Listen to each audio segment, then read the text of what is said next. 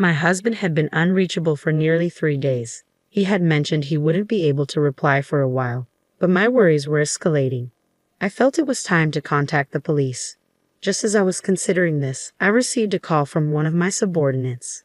"Ma'am, your husband passed away in an accident." Why was she calling me? I couldn't dwell on that now. I hurried to the hospital where I saw my husband's unrecognizable body. "My name is Harper. I'm 28 years old, married for 2 years, and live with my husband. We both work at an iced tea company. We've talked about having children someday, but not yet. My husband's name is Christopher, 2 years older than me. He's extremely dedicated to his job. Just the other day, there was talk of him getting a promotion. That day, as soon as he got home from work, he rushed up to me. 'Harper, listen, I might get a position soon.' 'Really? That's amazing. I'm so happy for you. It's been tough, but I'm glad you worked hard.' Christopher was so dedicated to his job that he often worked late, coming home just before the date changed. At times, I worried about his heavy workload, but seeing him happy made me happy too. However, since that day, I started noticing something off about Christopher. His overtime increased even more, and he wouldn't come home until after midnight. His weekend work, which used to be only a few times a month, gradually increased, and last month he even worked on Saturdays. Not only that, but I felt his attitude towards me had become somewhat cold. We used to go out on our days off, but that stopped recently. Isn't that strange? Why doesn't he seem tired despite working so hard? Concerned, I decided to confront him about it one night when he came home late from work. "Hey Christopher, can I talk to you for a minute?" "What?" "I'm tired and want to sleep. Lately you're always on your phone before bed even though you come home late. Aren't you sleep deprived?" "What are you trying to say? How I spend my free time is my business, right?" "That might be true, but are you really that busy with work? Isn't it too hard? You have too many weekend workdays, and isn't it bad for the company to overwork employees?" "I have no choice. I'm not doing overtime and weekend work because I want to, but isn't it too much? You don't understand my job, Harper. Do you? Don't butt in when I'm tired from work." With that, Christopher left the living room. My uneasy feelings only intensified after that conversation. Then one day, on my usual commute home by car. On my way home from work, I was involved in an accident. Another car rear-ended mine, and I was taken to the hospital by ambulance. I had bruises all over my body. After several tests to ensure my safety, I was advised to stay in the hospital for a few days. I needed a change of clothes, so I tried calling my husband. However, no matter how many times I called or messaged, he didn't respond. "You should be done with work by now, so why haven't you answered?" I thought, we could at least exchange messages during your overtime. I kept calling him every few minutes until he finally answered an hour later. As I tried to explain the situation, he let out a big sigh. "Oh, you're so persistent. Can't you tell I'm working overtime? If I don't answer the phone..." "I'm sorry, but that's not the issue right now," I interrupted. "Actually, I got into an accident on my way home, and I'm in the hospital now. My whole body hurts, but they said there are no life-threatening injuries." "An accident? Oh, what a pain you're causing," he responded unexpectedly. "Stop getting into accidents when I'm busy. I'm not paying for the car repairs." I involuntarily let out a huh at his callousness. He continued, "Besides, it wasn't my fault. It was the other driver's. Stop nagging. Anyway, I'm not going, and I won't reply for a while. Figure it out yourself." The call ended there, leaving the busy town echoing in my ear, pushing my heart to its limit. Before I knew it, I was in tears. Why did he speak like that? Wasn't he worried about his wife who had been in an accident? He used to prioritize me over work. If I could, I'd want to get a change of clothes myself. My parents lived far away, so I couldn't ask for their help. I sent several messages to my husband afterward, but he never brought my things. I had no choice but to buy everything myself. I needed something from the hospital store. Since then, I tried contacting my husband a few times, but 3 days had passed without a reply. He said he wouldn't respond for a while, but I was getting worried. No matter what, it's unusual not to have any contact for this long. What if he got into an accident too? That anxiety crossed my mind. That's when I heard a knock on the hospital room door. When I responded with yes, my coworker Jasmine, whom I usually get along with, came to visit me. "Jasmine, you came. Thank you. I was surprised when I heard you had been in an accident after I contacted you since you hadn't been at work for a while. It's not a big deal. Just some bruises and a broken bone. It's more than enough. but I'm glad you seem to be doing well. For a while, we chatted and laughed about trivial things.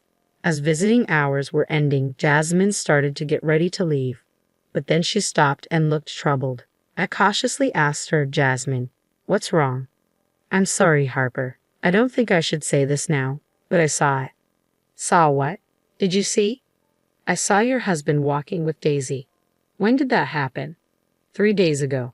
The Daisy Jasmine mentioned was a junior coworker at our company. I had been her mentor when she was a new employee. Even now, a few years later, we go to lunch together once a week. Why would she be with Christopher? Daisy and my husband should have last met at our wedding. Could it be? But there's no way they would do something like that. Despite thinking it was impossible, the worst-case scenario crossed my mind. According to Jasmine, she saw my husband with a suitcase and Daisy 3 days ago. Since then, Daisy has been on paid leave. I hesitantly called my husband's office and my suspicion was confirmed. He had also applied for paid leave 3 days ago. At that moment, my suspicion turned to certainty. My beloved husband and the junior. I couldn't bear the thought of being betrayed by both of them simultaneously. Perhaps my husband's increased overtime and weekend work were not solely for professional reasons, but because he was meeting her. No, maybe they were already involved before that. As I recalled my husband's suspicious behavior, more and more things started to make sense. So that's why he became so cold, I realized. Surprisingly, it all made sense to me. Unconsciously, I called my husband. I hardly contacted him these past few days, thinking he wouldn't respond anyway. He probably wouldn't pick up after just a few attempts. But I couldn't just let him do as he pleased. I kept ringing his phone until he finally answered, 30 minutes after I started calling. What's your problem? He snapped. I told you I wouldn't answer for a while. Why are you so busy that you can't even answer a call from your wife? Of course, I'm working every day, even though you're on paid leave until tomorrow. What kind of work are you doing? I questioned. Assuming he hadn't been caught yet, my husband hesitated for a moment. Still thinking he could deceive me, he quickly started making excuses. What are you talking about? I didn't take any paid leave. No use playing dumb. I already confirmed with the company, I retorted. Well, actually, I just suddenly wanted to take it easy. I've been relaxing at home these past few days. Oh, really? With Daisy, even preparing a suitcase. I already know everything. Just confess. I couldn't help but raise my voice. Then my husband, realizing he couldn't hide it any longer, revealed his true colors. Ah, so you found out. Yes, I'm on a trip with Daisy. Now that you know, stop bothering me, you ugly woman. So that's how it is. Why? Why with Daisy? Why? Do you think she's younger and cuter than you? For such a reason. Enough already. I'm having fun on this trip. Don't bother me. Don't worry, I'll divorce you when I get back. He laughed and hung up the phone. It was right after that the love I had for my husband turned into hatred in an instant. I can't forgive him. To be betrayed in such a terrible way. I won't let them have their way. I'll definitely send them to hell. That's when I decided to take revenge on them. But before I could take matters into my own hands, divine punishment would come to them. The next day, I was discharged from the hospital and started to regain some mobility. To prepare for my revenge, I opened my smartphone to search for a lawyer's office. Just then, my phone rang. Daisy's name appeared on the screen. My husband's affair partner. I was surprised for a moment, but I couldn't run away now. I gathered my courage and answered the call. Hello? Mom, I'm so sorry. Isn't it common sense to apologize in person? Yes, you're right, but that's not the point right now. Ha! Daisy's voice was somewhat shaky. Then she said something that made me doubt my ears. Your husband has died in an accident. I was so shocked that I couldn't find the right words. Confused, I barely managed to respond to Daisy. He's dead? What? What are you talking about? Christopher is on a cheating trip with you, isn't he? Yes, that's true. But on the way home, Christopher got caught in an accident. According to Daisy's story, it seems the two of them were in an accident on their way home from the airport. Christopher was hit by a car, and although an ambulance was called right away, he didn't move a muscle. To my surprise, the hospital Christopher was taken to was the same one I was staying at. I quickly hung up the phone, explained the situation to the nurse, and headed to my husband's side. I had to move using crutches as my broken bone hadn't fully healed. Since I heard he had died, I assumed I'd be taken to a morgue or something, but incredibly, Christopher was still alive. However, he was seriously injured. Just after I arrived, a briefless Daisy rushed in. Seeing Christopher lying in the bed, she collapsed on the spot when she realized he was still alive. I had a lot to say, but unfortunately, Christopher was in critical condition. I told Daisy we'd talk later, and we each went home that day. Days later, Christopher barely pulled through, but the accident left him paralyzed from the waist down, forcing him into a wheelchair. My in-laws were furious when they found out about the affair trip. Although they must have felt something seeing their cherished son, they scolded him, clearly saying, "You brought this on yourself by having an affair." After my in-laws left, I called Daisy and decided to have a talk with her and my husband. When I arrived at my husband's hospital room, they were having a loud argument. "If you hadn't pushed me that time, none of this would have happened. It's all your fault." "What? You're the one who wanted to take that route. Don't blame me." "What did you say?" "This happened because you wanted to go on a trip. I paid for everything. Give me my money back. Pay for the treatment, you lousy woman. You hurt the man you love, so you should pay, right? Don't be ridiculous. Hey, we get serious with a guy like you. This was just a fling. I'll never see you again." The two of them carried on their unbearable argument, apparently not realizing I was there. I couldn't take it anymore. I forcibly opened the door to the hospital room, took a deep breath, and shouted at them, "Enough. It's because you had an affair in the first place that this happened. Take your blame game somewhere else." "Harper, ma'am." They finally realized I was there, their faces quickly stiffening. Ignoring their confusion, I continued, "How can you still argue in a situation like this?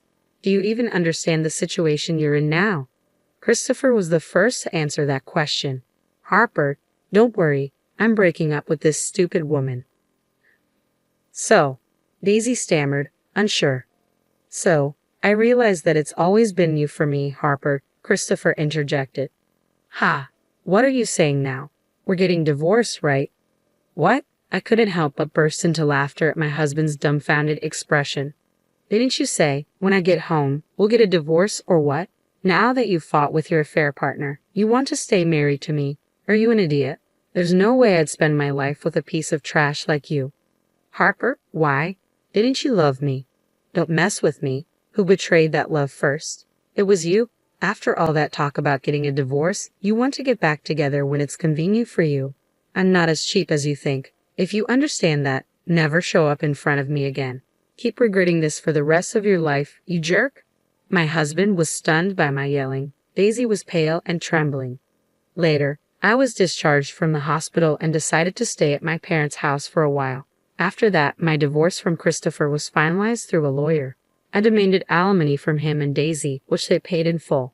Christopher was fired from his job due to this incident. It turned out he had been using company money for their affair. Adding to his paralysis, he was easily dismissed. All that remained for him was a claim for damages from the company. Finding a new job with his condition would probably be difficult. It didn't take long for word of Daisy's affair with my husband to spread throughout the company. She was met with cold stares and eventually couldn't stand the atmosphere and began skipping work without permission. As a result, I heard she finally submitted her resignation. Now, those two will probably never lead a decent life again. Even so, I don't feel sorry for them. This is a disaster they brought upon themselves. As for me, I rented an apartment near my workplace and started a new life. Many colleagues show concern or curiosity, but honestly, my feelings are mixed and I can't describe how I feel. But such trivial rumors will probably die down soon. Now, I want to enjoy my life without being swayed by others.